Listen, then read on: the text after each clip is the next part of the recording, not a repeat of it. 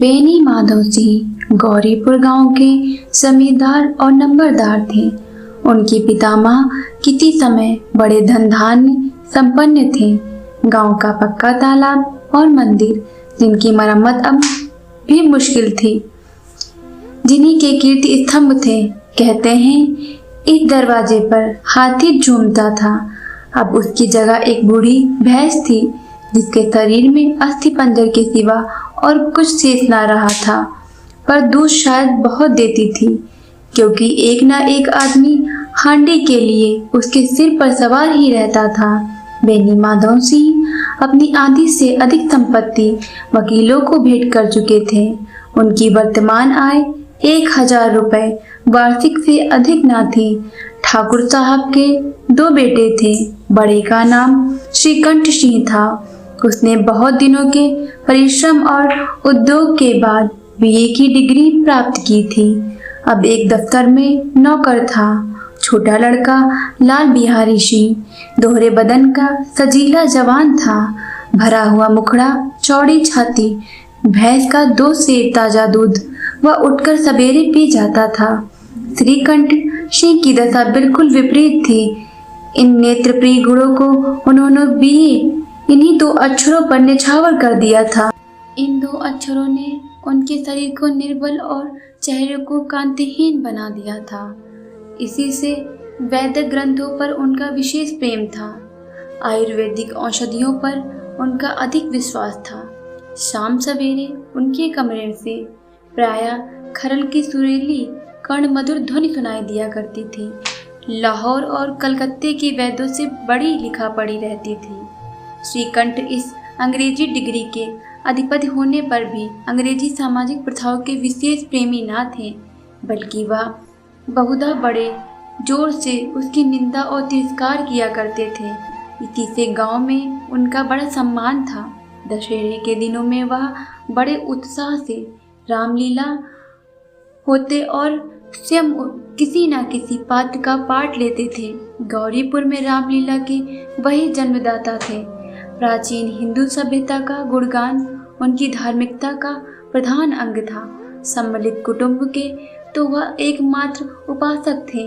आजकल स्त्रियों को कुटुंब में मिलजुल कर रहने की जो अरुच होती है, उसे वह जाति और देश दोनों के लिए हानिकारक समझते थे। यही कारण था कि गांव की ललनाएं उनकी निंदक थी। कोई तो उन्हें अपना शत्रु समझने में भी संकोच न करती। स्वयं उनकी पत्नी को ही इस विषय में उनसे विरोध था। यह इसलिए नहीं कि उसे अपने सास ससुर, देवर या जेठ आदि घृणा थी, बल्कि उसका विचार था कि यदि बहुत कुछ सहने और तरह देने पर भी परिवार के साथ निर्वाह न हो सके, तो आए दिन की कला से जीवन को नष्ट करने की अपेक्षा यही उत्तम है कि अपनी खिचड़ी अलग पकाई जाए। आनंदी एक बड़े उच्च कुल की लड़की थी। उसके बाप एक छोटी सी रियासत के तालुकेदार थे। विशाल भवन, एक हाथी, 3 कुत्ते, बाज, बहरी, शिकरे, झाड़, फानुस, ऑनरेरी मजिस्ट्रेट और ऋण जो एक प्रतिष्ठित तालुकेदार के भोग्य पदार्थ हैं। सभी यहाँ विद्वान थे। नाम था भूप सिंह। बड़े उदारचित्त और प्रतिभाशाली पुरुष थे, पर दुर्भाग्य से लड़का एक भी ना था। 7 लड़कियां हुई और देव योग से सबकी सब जीवित रही। पहली उमंग में तो उन्होंने 3 ब्याह दिल खोल कर किए, पर 15-20 हजार रुपयों का कर्ज सिर पर हो गया तो आंखें खुली, हाथ समेट लिया। आनंदी चौथी लड़की थी। वह अपनी सब बहनों से अधिक रूपवती और गुणवती थी। इससे ठाकुर भूप सिंह उसे बहुत प्यार करते थे। सुंदर संतान को कदाचित उसके माता पिता भी अधिक चाहते हैं। ठाकुर साहब बड़े धर्म संकट में थे कि इसका विवाह कहाँ करें। ना तो यही चाहते थे कि ऋण का बोझ बढ़े, और ना यही स्वीकार था कि उसे अपने को भाग्यहीन समझना पड़े। एक दिन श्रीकंठ उनके पास किसी चंदे का रुपया मांगने आए। शायद नगरी प्रचार का चंदा था। भूप सिंह उनके स्वभाव पर रीझ गए और धूमधाम से श्रीकंठ सिंह का आनंदी के साथ ब्याह हो गया। आनंदी अपने नए घर में आई तो यहाँ का रंग ढंग कुछ और ही देखा। जिस टीम टाम की उसे बचपन से ही आदत पड़ी हुई थी वह यहाँ नाम मात्र को भी ना थी। हाथी घोड़ों का तो कहना ही क्या, कोई सजी हुई सुंदर बहली तक ना थी। रेशमी स्लीपर साथ लाई थी, पर यहाँ बाग कहाँ, मकान में खिड़कियाँ तक ना थी, ना जमीन पर फर्श, ना दीवार पर तस्वीरें। यह एक सीधा साधा देहाती गृहस्थी का मकान था, किंतु आनंदी ने थोड़े ही दिनों में अपने को इस नई अवस्था के ऐसा अनुकूल बना लिया मानो उसने विलास के समान कभी देखे ही न थे। एक दिन दोपहर के समय लाल बिहारी सिंह 2 चिड़िया लिए हुए आया और भावत से बोला, जल्दी से पका दो, मुझे भूख लगी है। आनंदी भोजन बनाकर उसकी राह देख रही थी। अब वह नया व्यंजन बनाने बैठी। हांडी में देखा तो घी पाव भर से अधिक ना था। बड़े घर की बेटी किफायत क्या जाने, उसने सब घी मांस में डाल दिया। लाल बिहारी खाने बैठा तो दाल में घी ना था। बोला, दाल में घी क्यों नहीं छोड़ा? आनंदी ने कहा, घी सब मांस में पड़ गया। लाल बिहारी जोर से बोला, अभी परसों घी आया है, इतना जल्द उठ गया? आनंदी ने उत्तर दिया, आज तो कुल पाव भर रहा होगा, वह सब मैंने मांस में डाल दिया। जिस तरह सूखी लकड़ी जल्दी से जल उठती है, उसी तरह क्षुधा से बावला मनुष्य जरा जरा सी बात पर तिनक जाता है। लाल बिहारी को भावच की यह ठिठाई बहुत बुरी मालूम हुई। तिनक कर बोला, मैके में तो चाहे घी की नदी बहती हो, स्त्रियां गालियां सह लेती हैं, मार भी सह लेती हैं, पर मैके की निंदा उनसे नहीं सही जाती। आनंदी मुंह फेर कर बोली, हाथी मरा भी तो 9 लाख का, वह इतना घी नित्य नाई कार खा जाते हैं। लाल बिहारी जल गया, थाली उठाकर पलट दी और बोला, जी चाहता है जीभ पकड़कर खींच लूं। आनंदी को क्रोध आ गया, मुंह लाल हो गया। बोली, वह होते तो आज इसका मजा चखाते। अब अपड़ उज्जड़ ठाकुर से ना रहा गया। उसकी स्त्री एक साधारण जमींदार की बेटी थी। जब जी चाहता उस पर हाथ साफ कर लिया करता था। खड़ा उठाकर आनंदी की ओर जोर से फेंकी और बोला, जिसके गुमान पर भूली हुई हो उसे भी देखूंगा और तुम्हें भी। आनंदी ने हाथ से खड़ा रोकी, सिर बच गया, पर अंगुली में बड़ी चोट आ गई। क्रोध के मारे हवा से हिलते पत्ते की भांति कांपती हुई अपने कमरे में आकर खड़ी हो गई। स्त्री का बल और साहस, मान और मर्यादा पति तक है। उसे अपने पति के ही बल पर पुरुषत्व का घमंड होता है। आनंदी खून का घूंट पीकर रह गई। श्रीकंठ सिंह शनिवार को घर आया करते थे। बृहस्पति को यह घटना हुई थी। 2 दिन तक आनंदी को भवन में रही, ना कुछ खाया ना पिया, उसकी बाट देखती रही। अंत में शनिवार को वह नियमानुकूल संध्या समय घर आए और बाहर बैठकर कुछ इधर उधर की बातें, कुछ देश काल संबंधी समाचार तथा कुछ नए मुकदमों आदि की चर्चा करने लगे। यह वार्तालाप 10 बजे रात तक होता रहा। गांव के भद्र पुरुषों को इन बातों में ऐसा आनंद मिलता था कि खाने पीने की भी सुधिना रहती थी। श्रीकंठ को पिंड छुड़ाना मुश्किल हो जाता था। ये 2-3 घंटे आनंदी ने बड़े कष्ट से काटे। किसी तरह भोजन का समय आया, पंचायत उठी। एकांत हुआ तो लाल बिहारी ने कहा, भैया आप जरा भाभी को समझा दीजिएगा कि मुंह संभाल कर बातचीत किया करे, नहीं तो एक दिन अनर्थ हो जाएगा। बेनी माधवसी ने बेटे की और साक्षी दी। हाँ, बहु बेटियों का यह स्वभाव अच्छा नहीं कि मर्दों के मुंह लगे।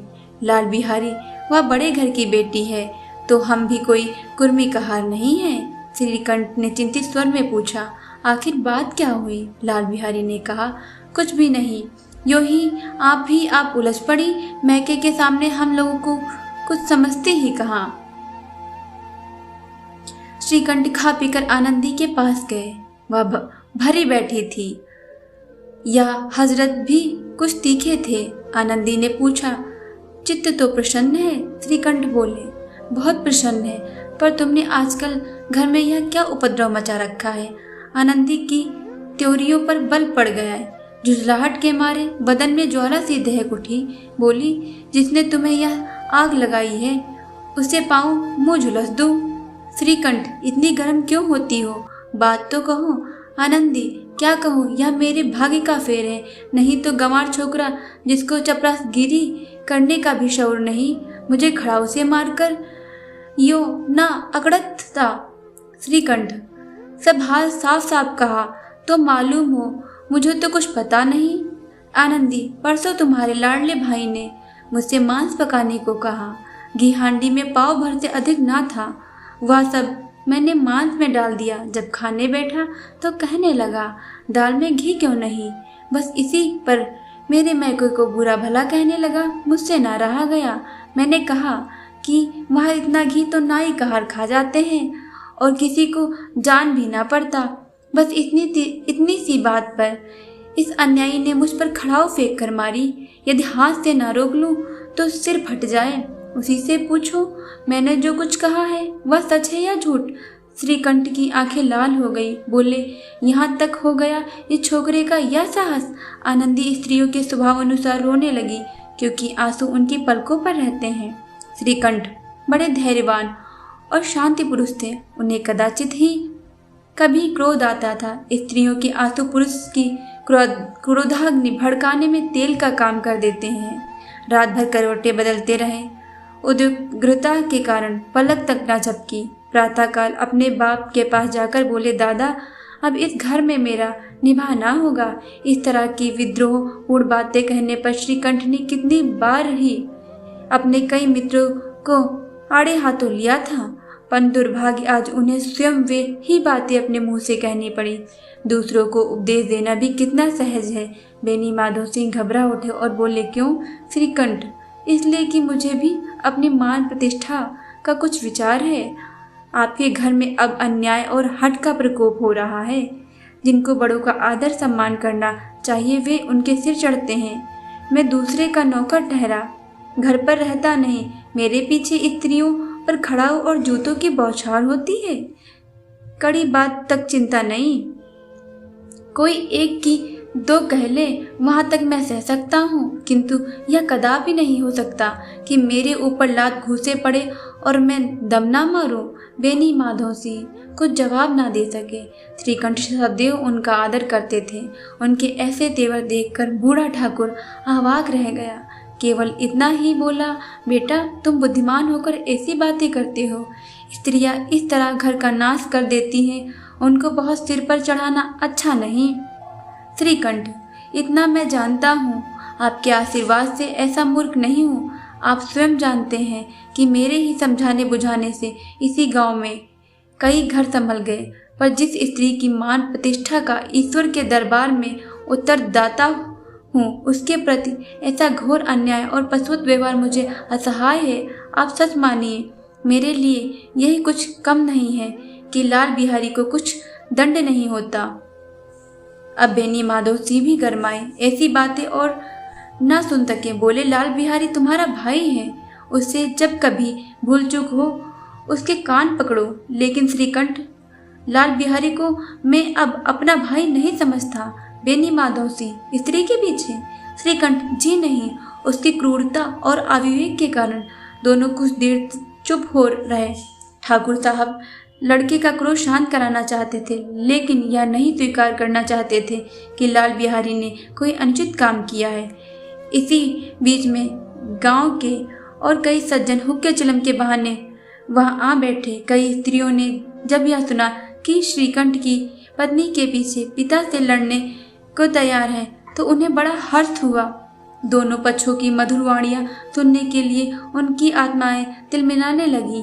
गांव में कुछ ऐसे कुटिल मनुष्य भी थे जो इस कुल की नीतिपूर्ण गति पर मन ही मन जलते थे। वे कहा करते थे, श्रीकंठ अपने बाप से दबता है इसलिए वह दब्बू है, उसने विद्या पढ़ी इसलिए वह किताबों का कीड़ा है। बेनी माधव सिंह उसकी सलाह के बिना कोई काम नहीं करते, यह उनकी मूर्खता है। इन महानुभाव की शुभकामनाएं आज पूरी होती दिखाई दी। कोई हुक्का पीने के बहाने और कोई लगान की रसीद दिखाने आकर बैठ गया। बेनी माधव सिंह पुराने आदमी थे, इन भावों को ताड़ गए। उन्होंने निश्चय किया, चाहे कुछ ही क्यों ना हो, इन रोइयों को ताली बजाने का अवसर ना दूंगा। तुरंत कोमल शब्दों में बोले, बेटा मैं तुमसे बाहर नहीं हूँ, तुम्हारा जो जी चाहे करो। अब तो लड़के से अपराध हो गया। इलाहाबाद का अनुभव रहित झल्लाया हुआ ग्रेजुएट इस बात को ना समझ सका। उसे डिबेटिंग क्लब में अपनी बात पर अड़ने की आदत थी। इन हथखंडों की उसे क्या खबर। बाप ने जिस मतलब से बात पलटी थी वह उसकी समझ में ना आया। बोला, लाल बिहारी के साथ अब इस घर में नहीं रह सकता। बेनी माधव, बेटा बुद्धिमान लोग मूर्खों की बात पर ध्यान नहीं देते।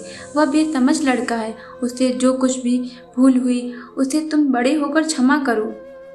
श्रीकंठ, उसकी इस दुष्टता को मैं कदापि नहीं सह सकता। या तो वही घर में रहेगा या मैं ही। आपको यदि वह अधिक प्यारा है तो मुझे विदा कीजिए, मैं अपना भार आप संभाल लूँगा। यदि मुझे रखना चाहते हैं तो उससे कहिए जहाँ चाहे चला जाए, बस यह मेरा अंतिम निश्चय है। लाल बिहारी सिंह दरवाजे की चौखट पर चुपचाप खड़ा बड़े भाई की बातें सुन रहा था। वह उनका बहुत आदर करता था। उसे कभी इतना साहस ना हुआ था कि श्रीकंठ के सामने चारपाई पर बैठ जाए, हुक्का पी ले या पान खा ले। बाप का भी वह इतना मान ना करता था। श्रीकंठ का भी उस पर हार्दिक स्नेह था। अपने होश में उन्होंने कभी भी उसे गुड़का तक ना था। जब वह इलाहाबाद से आते तो उसके लिए कोई ना कोई वस्तु अवश्य लाते। मुकद्दर की जोड़ी उन्होंने ही बनवा दी थी। पिछले साल जब उसने अपने से डोढ़े जवान को नाग पंचमी के दिन दंगल में पछाड़ दिया तो उन्होंने पुलकित होकर अखाड़े में ही जाकर उसे गले लगा लिया था। 5 रुपए के पैसे लुटाए थे। ऐसे भाई के मुंह से आज ऐसी हृदय विदारक बात सुनकर लाल बिहारी को बड़ी ग्लानि हुई। वह फूट फूट कर रोने लगा।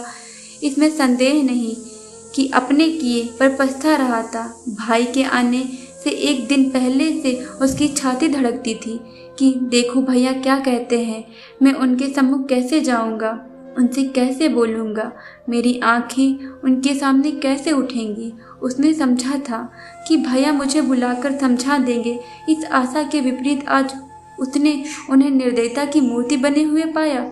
वह मूर्ख था, परंतु उसका मन कहता था कि भैया मेरे साथ अन्याय कर रहे हैं।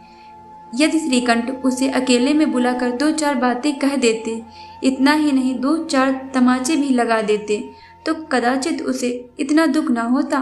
पर भाई का यह कहना कि अब मैं इसकी सूरत नहीं देखना चाहता, लाल बिहारी से सहा ना गया।